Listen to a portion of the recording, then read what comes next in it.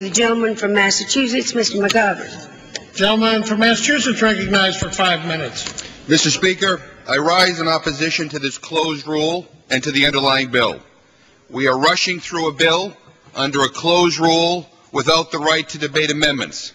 This is a bill which will have tremendous ramifications for our nation, our judiciary, and our military, and we're given a closed rule.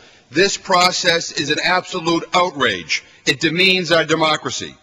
I regret that we must even consider such legislation, but we must because the Bush administration has broken and abused the honor, integrity, and standing of the United States.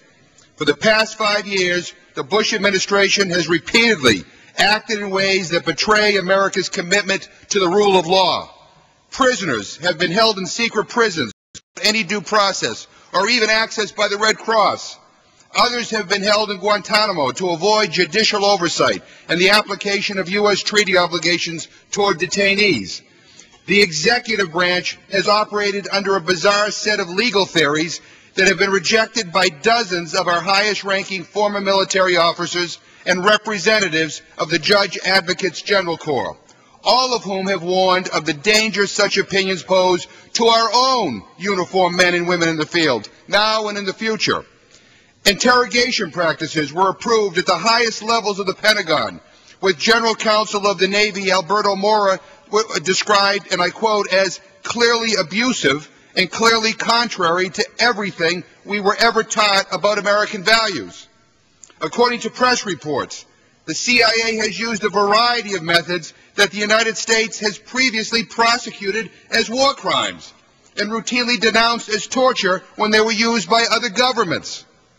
Mr. Speaker, we would not need to be here if the Bush administration had simply adhered to the letter and spirit of U.S. law and the Geneva Conventions. We would not be here if the Bush administration had called upon our best and most experienced military interrogators, those who undergo rigorous training at Fort Huachuca in Arizona, because violations of U.S. and international law would not have occurred, and we likely would have obtained intelligence of higher quality and value. We would not be here if the Bush administration had directed all interrogators across all agencies to adhere to the letter of the Army Field Manual and the Geneva Conventions. Now, I wish I could say President Bush and his advisors have come to grips with how they have undermined and tarnished America's reputation as a nation that stands foursquare in support of the rule of law, justice, and human rights. But this legislation proves that precious little has been learned. Instead, this bill will prevent any accountability for violations of the law carried out in the past. It will immunize from prosecution anyone who might have committed abuses or crimes. And when we immunize those who carried out abuses, we extend that blessing to those who issued such orders and provided such guidance. Mr. Speaker, scores of military officers in the field rejected the orders and guidance to use so-called alternative methods during interrogation, namely torture. They knew those orders violated the law. But we are not rewarding those fine officers for sticking with the law. They are not being honored for their professionalism or for the quality of the intelligence they provided. But those who broke the law will be rewarded, along with those who ordered them to break the law.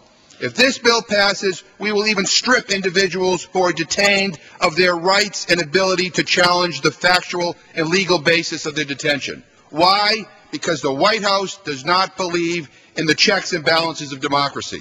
They are angry that twice the Supreme Court has pointed out the failures of our detainee policies, practices, and procedures.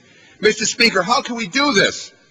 If some other country were holding American citizens in detention and rewriting their laws in just this way to deal with our people, would we be encouraging such an effort?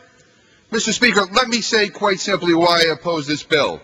I oppose this bill because I am a proud American, and this bill runs contrary to the very values on which our country was founded and for which we stand like a beacon to the rest of the world: the rule of law, due process, and respect for human rights. Mr. Speaker, I fear for the soul of this nation. I yield back my time. Gentleman yields back. The gentleman from Oklahoma. Mr. Speaker, at this time I'm pleased